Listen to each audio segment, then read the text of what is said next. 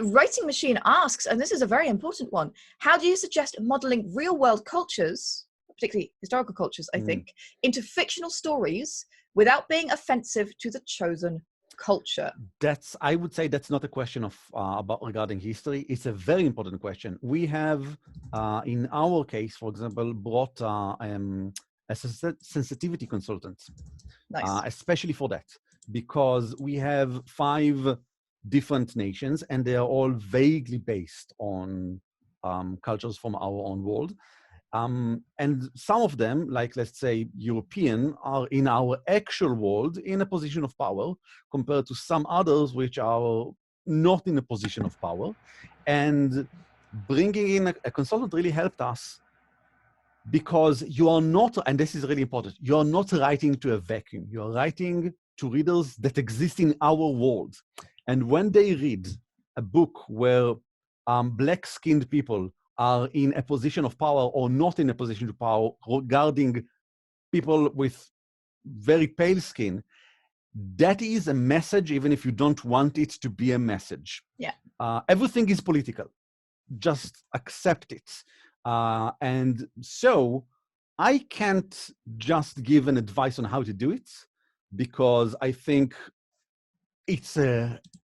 there can be volumes of text written on it. And if it's really important, if it's public, bring in sensitivity consultants. It changed our book in very good ways. Nice. And allowed us to be basically not racist, which is what we wanted, which is what we aimed for. Right. While still keeping things interesting. It's not, then everyone is equal. No. Everyone is not equal. In our world, things aren't awesome, like in the real world. But in a way that is not harmful to people who read it in the actual world. Yeah. Yeah, I think that is a fantastic piece of advice, Eran. Sensitivity consultants should not be underestimated. Beta readers are a great place to go as well. Particularly find beta readers, find alpha readers that are in the cultures that you are representing or drawing inspiration from. Yes. The other thing I would say, and this is a more general cultural thing than a specifically race phenotype spaced thing, take 2 cultures, throw them into the landscape and see what happens. Because there are myriad cultures on Earth. You do not need to just go, oh, these people are ancient Egyptians. Fine, give them pyramids. But then look at what else is different. Because it's not imaginative. And this is one of my biggest bugbears. Forgive me, I'm going to go on a micro rant. It's one of my biggest bugbears about settings right now is that I'll go in, I'll be like, oh, these are the ancient Egyptian people, but they've called them sand elves. And these are the, these are the South American people, but they've called them, the Amazonian, secretly not Amazonian people. And these are the ancient Greeks, because for some reason, everybody needs ancient Greeks and Romans, even though it's such a played out concept. And they just make ancient Greeks and Romans. And there are so many interesting societies that you could use, and you can mix things in, and they'll be amazing. And it's so cool, except that people just vomit the same stuff onto the paper. It makes me angry.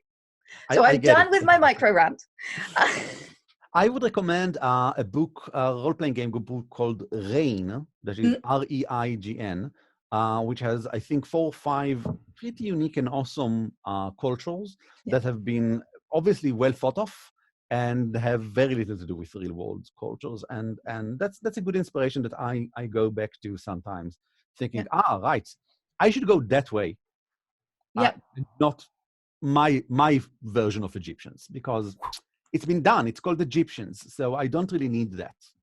Right, exactly. And the other thing that I would say is understand how, if you're using multiple sapient species, so if you're using elves and dwarves and humans, or your own versions, which I applaud, love your own versions, love them, figure out how their physiological and religious changes and differences are going to affect that sort of base culture that you started with.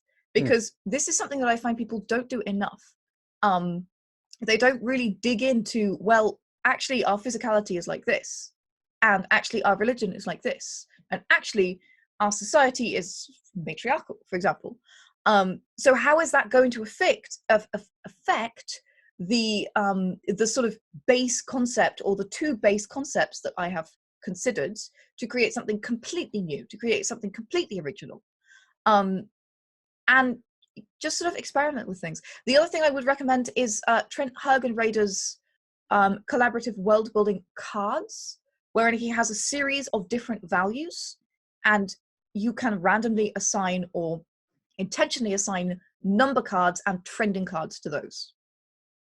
So what this does is this creates a full society where you have things like social issues, political issues, economic issues, international relation issues, trade issues, aesthetic issues, gender equality issues, and they can be high or low. So they can be in full force and very important, or not terribly important. They could be very successfully implemented or not implemented at all. And then they have trending. Interesting. Now, trending is my favorite thing because things change. Things are not in a vacuum. Things are not static. Yes. So things are currently mid-change to something else. Yes. Exactly. So saying this is great, but it's less great than it was before, and it's getting worse every day, is more powerful than just saying this is great. Yes. And saying this is not very good, but we're trying and we're making efforts and it's getting better. This is one of the pieces of advice that I give for representing conflict in bright worlds, in noble worlds, is something is not good, but it's getting better. Because we're all trying and we're good people trying to do something in a bright world, so it's going to get better. Yes. And that is better than just this is not good, or historically this has not been good. Yes. That is a great way to think about present cultures. That is a great way to think about historical cultures, because historical cultures also go through these golden ages and fluxes and advances and falls and everything else.